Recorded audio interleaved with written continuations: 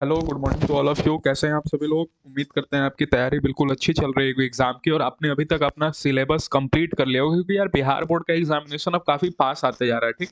तो अगर आपने अभी तक अपना सिलेबस कंप्लीट नहीं किया तो जल्द से जल्द सिलेबस को कंप्लीट कर दो यार। मेरे चैनल पे यदि पहली बार आया हो तो अभी तक सब्सक्राइब नहीं किया तो जल्द से जल्द इसको सब्सक्राइब कर लो यार, और वीडियो पसंद है तो वीडियो को लाइक ज़रूर करना, ठीक? अगर हम बात करें तो क्वेश्चन पेपर डिस्कशन हमने स्टार्ट कर दिया है। और अगर आप लास्ट में क्वेश्चन पेपर को डिस्कस कर रहे हो ना, एक बार अपने सिलेबस को कंप्लीट करते हुए सभी क्वेश्चंस को देख रहे हो, तो ये एग्जाम टाइम में आपको काफ़ी हेल्प करने वाला है, ठीक? देखो यहाँ पे हमने पार्ट 5 तक केमिस्ट्री पूरा डिस्कस कर दिया है। 5 पार्ट हमने केमिस्ट्री के कर लिए हैं जिसमें हम एक-एक डिटेल्ड में एक-एक क्वेश्चंस को डिस्कस कर रहे हैं और उससे रिलेटेड जो भी कॉन्सेप्ट है हम उसको भी बता रहे हैं। तो यार इस चैनल को सब्सक्राइब कर दो फटाफट, और इसमें आपको थंबनेल देख के पता चल गया होगा कि अब हम लोग फिजिक्स स्टार्ट करने वाले हैं। तो ठीक, तो ये आपका अपना खूबसूरत सा चैनल है, इसको ज़रूर सब्सक्राइब करो यार, अपने दोस्तों के साथ इस चैनल को शेयर भी करो क्योंकि ये एग्ज़ाम टाइम में आपको काफ़ी हेल्प मिलने वाला है। डब्ल्यूबी जेईई से एग्जाम से रिलेटेड भी हम बात करेंगे, और अगर अभी तक इसका फॉर्म आपने नहीं भरा हुआ है तो अभी भी टाइम है, इसका फॉर्म भर दो। एग्जाम पैटर्न पे मैंने वीडियो कर दिया है कि कैसे कैसे एग्जाम होता है, कैसे आप स्कोर कर सकते हो इसमें, ठीक? तो इसके फॉर्म को भी आप फिल कर सकते हो। तो चलो स्टार्ट करेंगे हम अपना नेक्स्ट पोर्शन जो कि फिजिक्स है, और उसको हम स्टार्ट करेंगे बेसिकली। तो स्टार्ट करते हैं हम अपना फिजिक्स का जो भी हम क्वेश्चंस लेकर आए हैं आपके सामने 2019 का पेपर लेकर आए हैं, और उसको हम डिस्कस करेंगे और एक-एक चीज़ आपको डिटेल में बताएँगे। जो क्वेश्चन है ये नहीं कि सिर्फ़ उसका आंसर बता के चले जाएँगे। केमिस्ट्री का जिन्होंने लेक्चर फॉलो किया होगा क्वेश्चन पेपर डिस्कशन का, उनको पता होगा कि हाँ, एक-एक चीज़ यहाँ पे डिटेल में बात होता है, ठीक ना? तो क्वेश्चन पेपर से रिलेटेड जो भी कॉन्सेप्ट है, सॉरी, क्वेश्चन से रिलेटेड जो भी कॉन्सेप्ट है उस पे हम बात करेंगे पूरा। तो वीडियो को एंड तक देखना यार, स्किप बिल्कुल मत करना नहीं तो बहुत पछताओगे, ठीक है? अगर आपके पास टाइम कम है तो यार वीडियो को स्पीड बढ़ा दो, अगर आपको आता है तो वीडियो को स्पीड बढ़ा के फिर सुन लो, लेकिन सुनो जरूर, अपने दोस्तों के साथ शेयर जरूर करना, ठीक? ये एग्जाम टाइम में आपको काफ़ी हेल्प करना। डायरेक्ट सवाल पूछेगा, ये जितने भी हम ऑब्जेक्टिव पूछ रहे हैं इससे डायरेक्ट सवाल पूछेगा आपके एग्जाम में, लिख के रख लो, ठीक? तो चलो क्वेश्चन नंबर फर्स्ट शुरू करते हैं। क्वेश्चन नंबर फर्स्ट ही सबसे बढ़िया सवाल है। देखो इसीलिए हम ये 2019 का पेपर स्टार्ट किए क्योंकि 2019 में अच्छे सवाल पूछे थे, ठीक? चलो, the torque experience by a current loop of a magnetic movement. हर किसी को मैग्नेटिक मूवमेंट के बारे में पता होगा। मैग्नेटिक मूवमेंट क्या होता है? मैग्नेटिक मूवमेंट होता है आपका करंट, और करंट के गुणा कर दो एरिया वेक्टर के साथ, ठीक ना? अगर करंट और एरिया वेक्टर का गुणा कर दो, दोनों का डॉट प्रोडक्ट ले लिया जाता है यहाँ पे, तो मैग्नेटिक मोमेंट वही होता है आई डॉट ए। हर किसी को मैग्नेटिक मोमेंट के बारे में पता होगा, ठीक? टॉर्क के बारे में हम बता देते हैं कैसे कैसे क्या फॉर्मूला आता है, ठीक? तो इसका पूरा सॉल्यूशन हम समझाते हुए आपको चल रहे हैं। तो चलिए मूव करते हैं इस वाले पोर्शन पे अपने। देखिए यहाँ पे हम सॉल्यूशन लेकर आए हैं आपका इसका।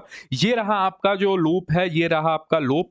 लूप को हमने घुमा दिया है थीटा एंगल के साथ। कितने एंगल के साथ घुमा दिया? थीटा एंगल के साथ घुमा दिया। ये इसका मैग्नेटिक फील्ड है, ठीक?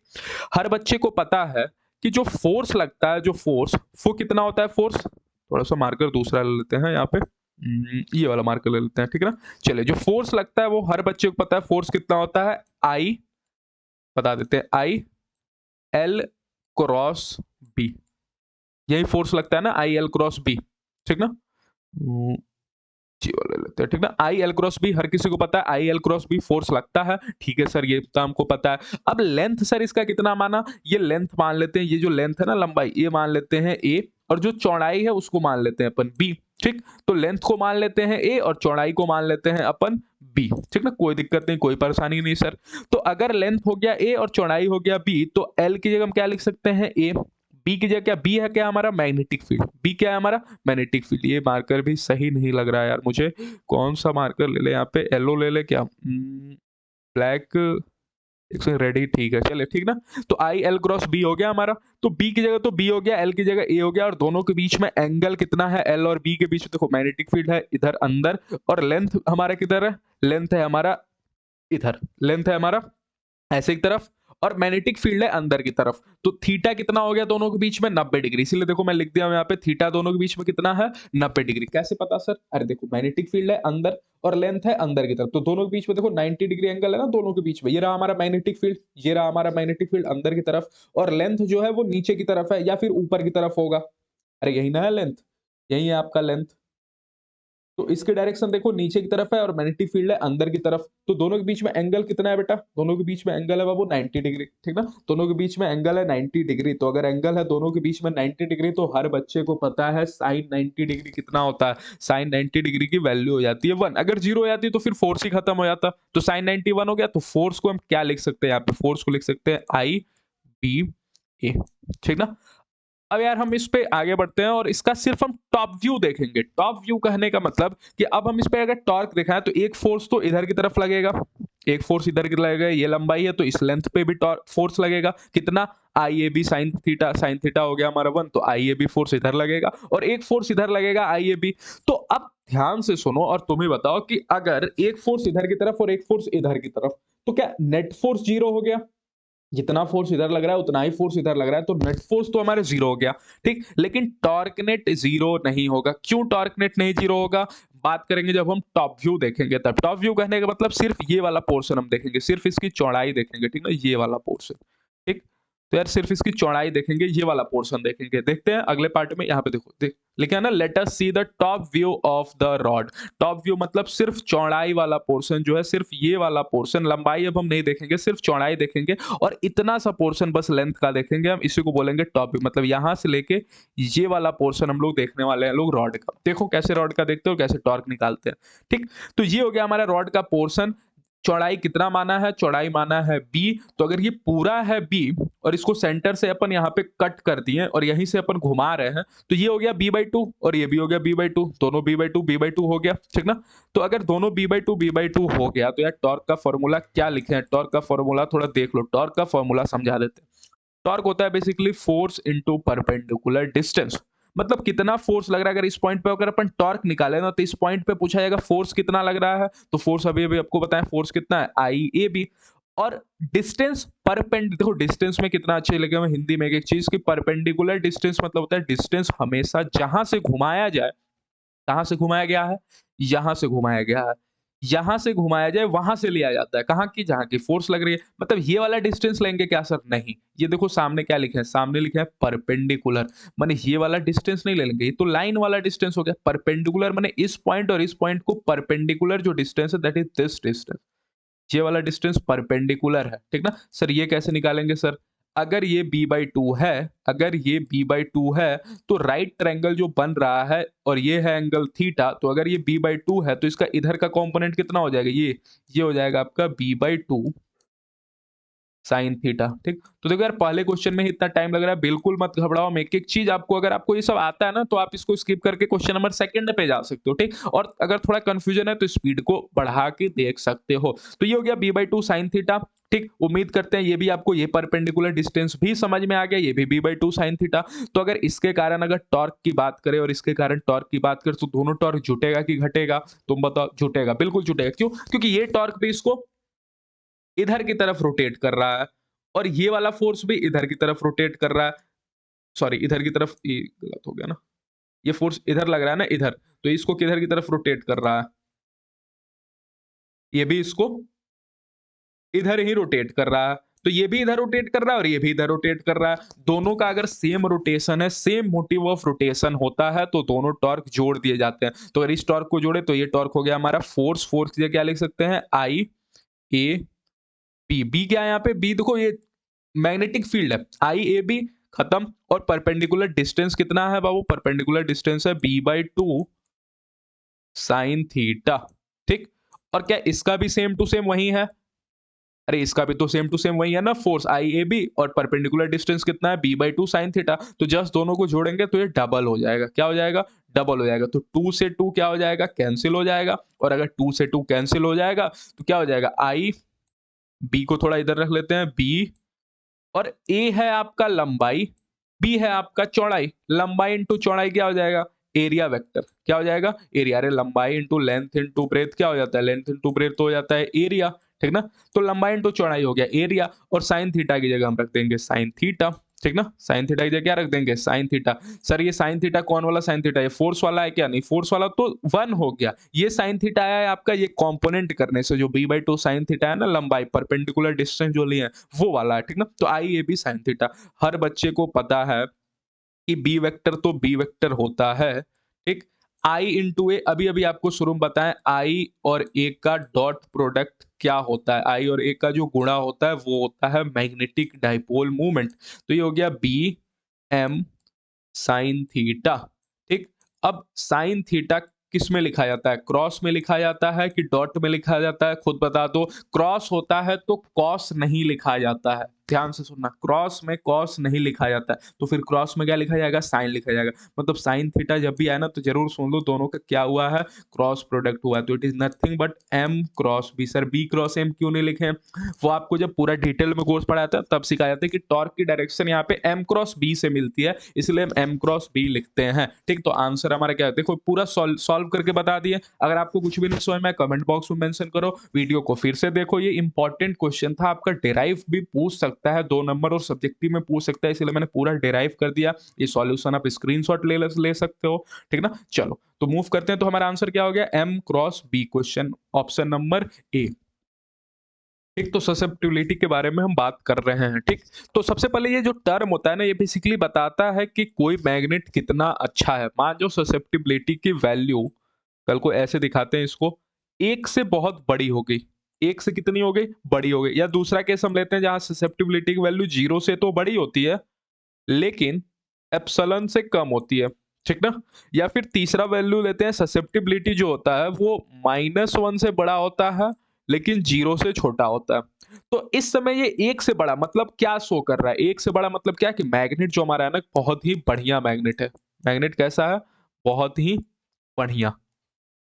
ठीक, ये जो 0 और ई के बीच में, एप्सिलॉन के बीच में, ये क्या दिखाता है? ये दिखाता है कि ठीक ठाक है, ठीक ना, अच्छा है, उतना मतलब ना खराब भी है और ना उतना बहुत ही बढ़िया है, मतलब ठीक ठाक लिख देते हैं, ठीक ठाक है।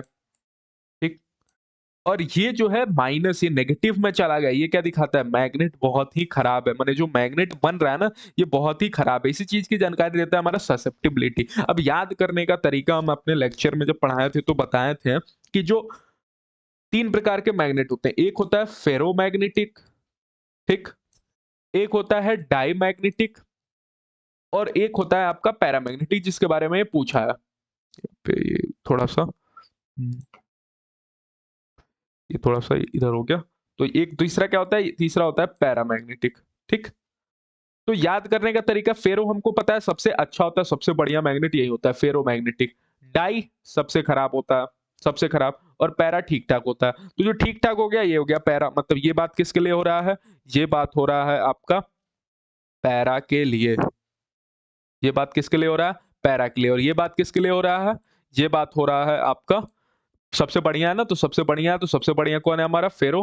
तो ये बात हो रहा है आपका फेरो के लिए। ठीक, और ये बात किसके लिए हो रहा है? ये तो सबसे खराब है, तो ये सबसे खराब है, तो ये बात हो रहा है आपका डायमैग्नेटिक के लिए। ठीक, याद कैसे करेंगे सर? याद करने के लिए हम लिंक बताए थे कि फेरो, सोचो फेरो मतलब फेरिक होता है और फेरिक मतलब होता है आयरन। सोचो सबसे बढ़िया मैग्नेट, हम जब बचपन में थे तो मैग्नेट मतलब क्या समझते थे? लोहा हुआ समझते थे ना, लोहा सबसे ज्यादा चिपक जाता है, लोहा में तो बहुत जल्दी चिपक जाता है ना मैग्नेट।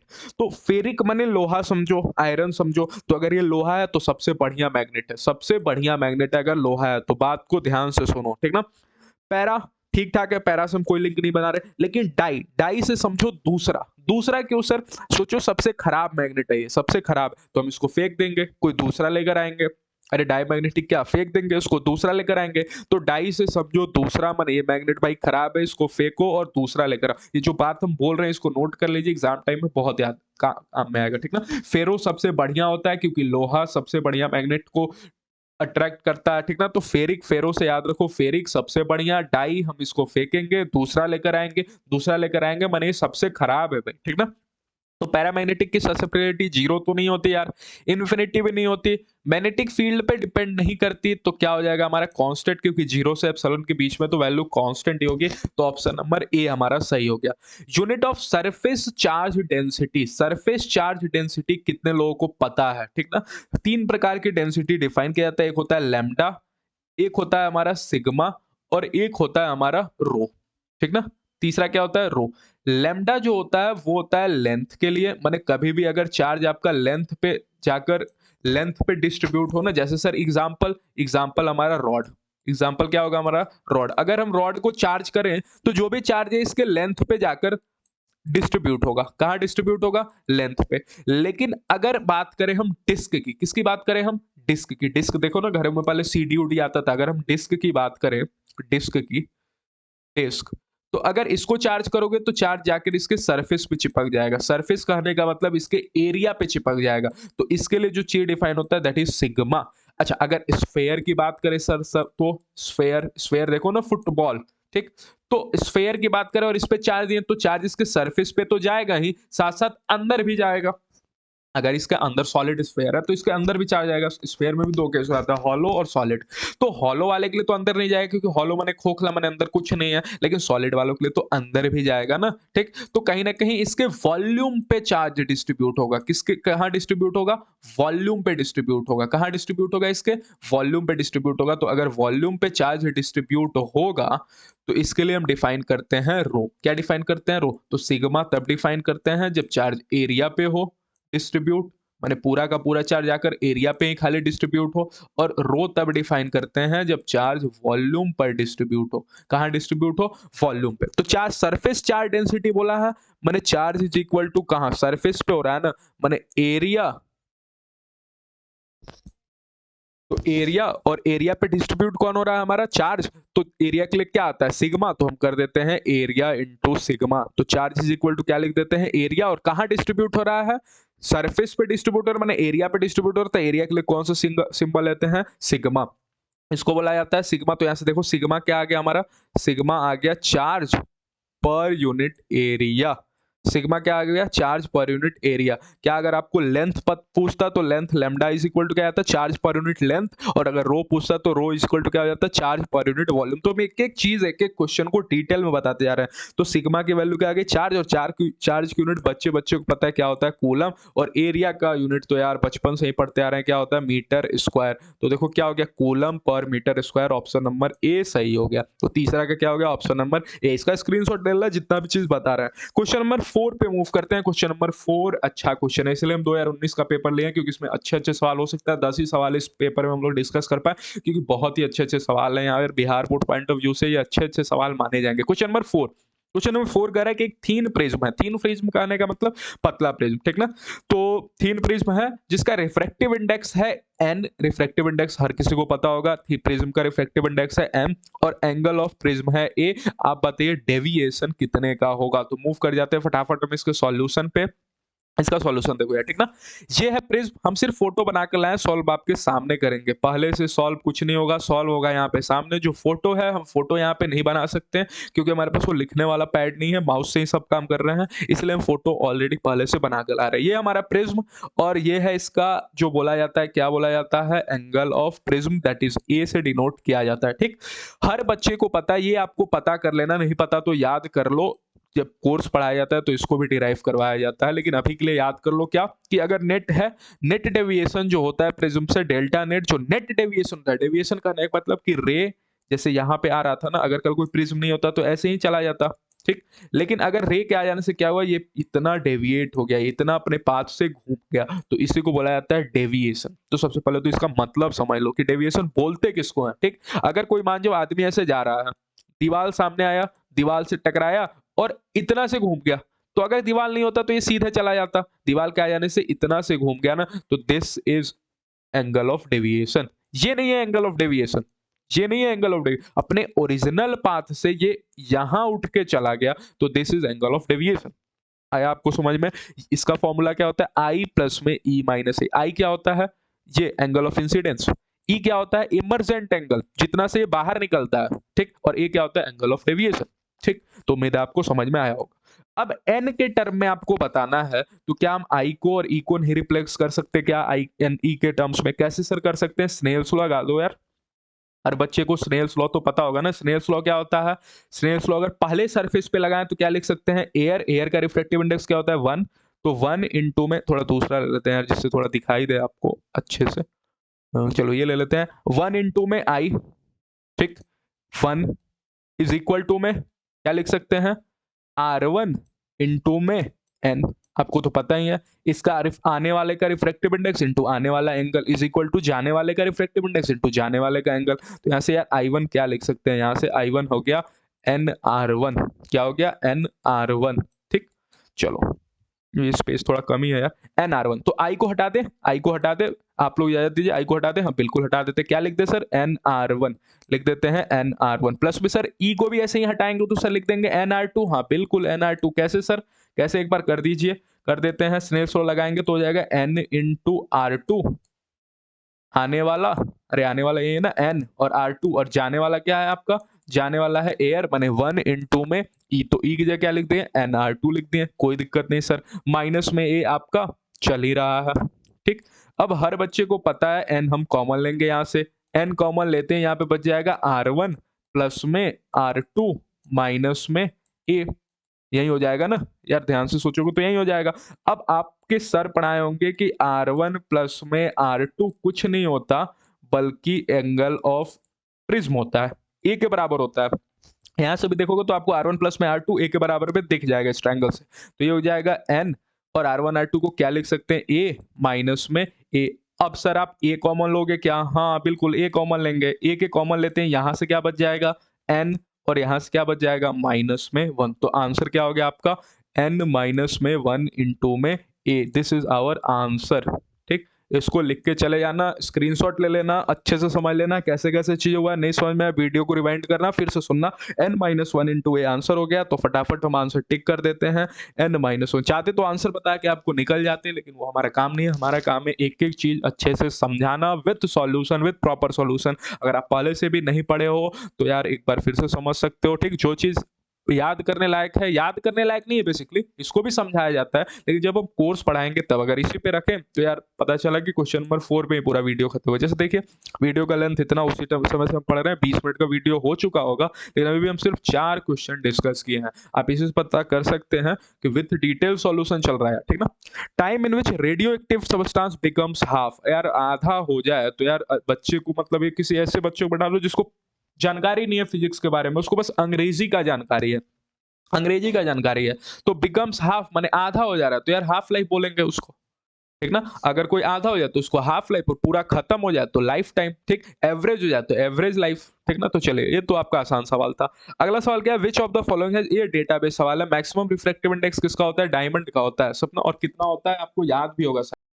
तो आया तो ये भी बता देते कितना होता है, ये भी एक बार एग्जाम में शायद 2020 के पेपर में पूछ दिया था, 2.4 होता है, ठीक ना। 2 point charges of +10 are placed at a distance of 40 centimetre in air, potential energy of the system बताना है, ठीक। तो फटाफट हम मूव कर जाते हैं, इस सवाल का आंसर हम देखते हैं। तो 10 और -10 है, और 40 सेंटीमीटर है आपका, तो आपको पता चल गया होगा अगर 40 सेंटीमीटर है तो हर बच्चे को पता है यार पोटेंशियल एनर्जी का फॉर्मूला क्या होता है। पोटेंशियल एनर्जी का जो फॉर्मूला होता है वो आपको पता होगा, जो पोटेंशियल एनर्जी का फॉर्मूला होता है वो होता है के क्यू अपॉन में आर, यही होता है ना फॉर्मूला, के, यहाँ पे एक सेकंड इसको लेते हैं, के Q1, ये हो क्यों नहीं रहा है,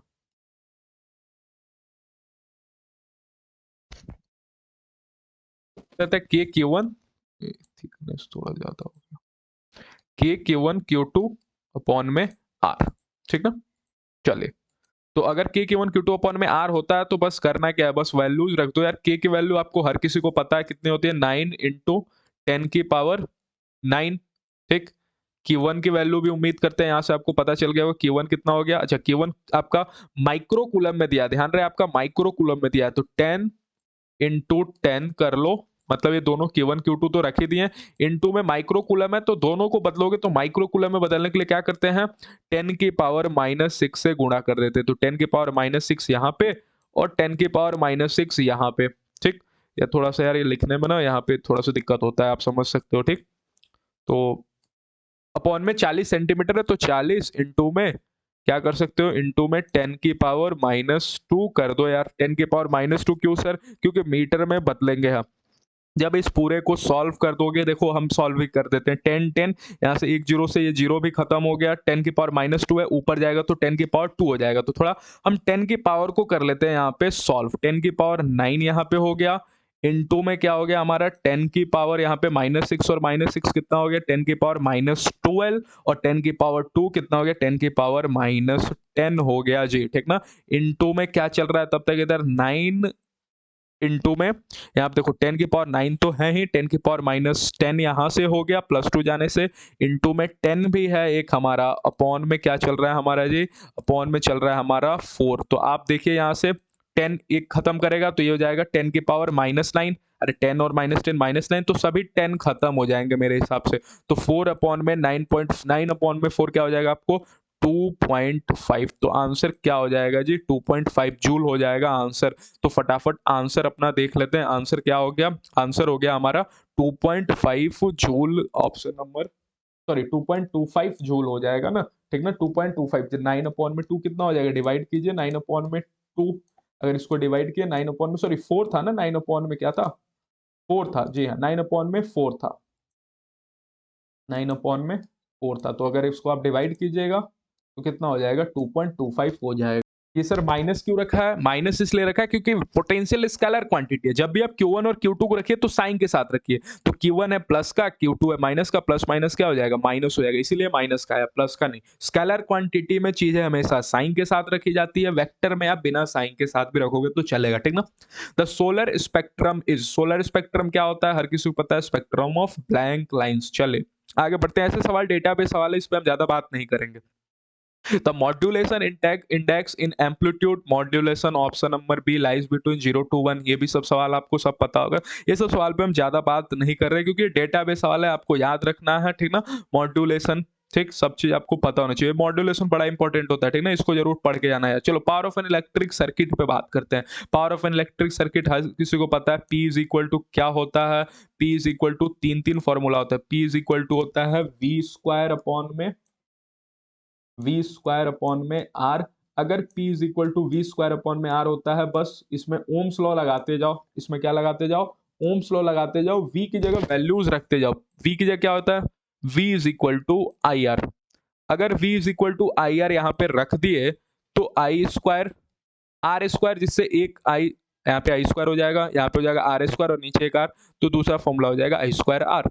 ठीक, आर को रिप्लेस कर देते हैं, आर को रिप्लेस कर देंगे तो पावर का फॉर्मूला क्या हो जाएगा V इंटू आई। ठीक, तो ये सभी फॉर्मूला आप याद करके रखिएगा। तो पावर का फॉर्मूला क्या हो गया V स्क्वायर अपॉन में आर। ठीक, उम्मीद करते हैं आपको सभी चीज समझ में आएगा। तो क्वेश्चन नंबर 10 तक ही हम रहने देते हैं, क्वेश्चन नंबर 10 तक डिस्कस कर लेते हैं, वीडियो थोड़ा लेंदी ना हो जाए। तो मिलते हैं आपको फिर से अगले पार्ट में, अगले पोर्शन में डिस्कस करेंगे। एक हमारा क्वेश्चन नंबर 1, क्वेश्चन नंबर 4 थोड़ा सा टाइम ले लिया, तो अच्छे से समझ में आया होगा आपको, उम्मीद करते हैं। आगे मिलेंगे, अगला क्वेश्चन जो भी 11 से है हम कंटिन्यू करेंगे, आपका ऐसे ही रिवाइज कराते रहेंगे यार। आपको बस कुछ नहीं करना, आपको बस इतना सा करना है यार कि अगर अभी तक चैनल को सब्सक्राइब नहीं किया तो आपको बस इतना करना है यार, अभी तक चैनल को सब्सक्राइब नहीं किया यार तो सब्सक्राइब कर दो चैनल को, ठीक ना। और वीडियोस जितने भी पड़े हुए हैं, हम आगे भी वीडियोस बहुत ज़्यादा मैथ्स को लेकर भी आएंगे, मैथ्स में भी हम बात करेंगे, केमिस्ट्री पे हम बात कर रहे हैं और फिजिक्स स्टार्ट कर चुके हैं। तो आप इस चैनल को यार शेयर करो, जितना हो सके अपने दोस्तों को सब्सक्राइब करो, और मिलते हैं ऐसे ही अगले लेक्चर में। तब तक के लिए पढ़ाई करते रहें, धन्यवाद।